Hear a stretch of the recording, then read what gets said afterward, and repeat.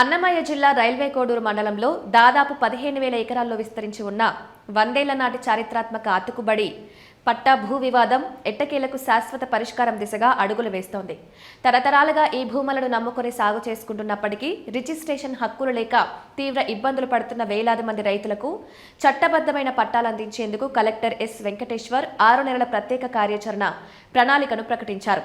ఈ భూ వివాదాన్ని పరిష్కరించడం ద్వారా రైతులను భూ నిర్వాసితుల నుండి కాపాడడంతో పాటుగా అక్రమ భూ కబ్జాలకు చెక్ పెట్టవచ్చని యంత్రాంగం భావిస్తోంది. అంతేకాకుండా చట్టబద్ధమైన పట్టాలు లభించడం వల్ల రైతులకు బ్యాంకు రుణాలు, ప్రభుత్వ సబ్సిడీలు, వారి పిల్లలకు వారసత్వ హక్కులు సులభంగా సంక్రమిస్తాయి.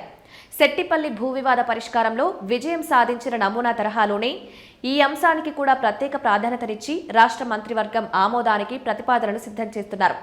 వివాద పరిష్కారానికి ఆధునిక సాంకేతిక విధానాలు, డిజిటల్ రీసర్వే, డ్రోన్లు, జీపీఎస్ పరిజ్ఞానాన్ని ఉపయోగించి ప్రతి ఎకరా భూమికి ఖచ్చితమైన సరిహద్దు మ్యాపింగ్ నిర్వహిస్తున్నారు.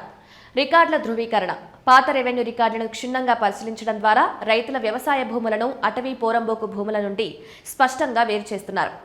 క్యూఆర్ కోడెడ్ పాస్బుక్లు వివరాలను వెబ్ ల్యాండ్ పోర్టల్లో అనుసంధానించి ట్యాంపర్ ప్రూఫ్ క్యూఆర్ కోడ్తో కూడిన సురక్షితమైన పట్టాదారు పాస్ పుస్తకాలను జారీ చేయనున్నారు.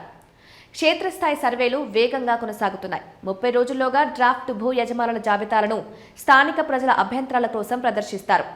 2-3 నెలల్లోగా ఒకే భూమిపై ఉన్న బహిళ క్లెయిమ్లు లేదా ఓవర్లాపింగ్ వివాదాలను పరిష్కరిస్తారు. 6 నెలల్లోగా అర్హులైన రైతులకు ధృవీకరణ గుర్తింపు పత్రాలను, ఆధారాలను పరిశీలించి తుది పట్టాల పంపిణీ పూర్తి చేస్తారు.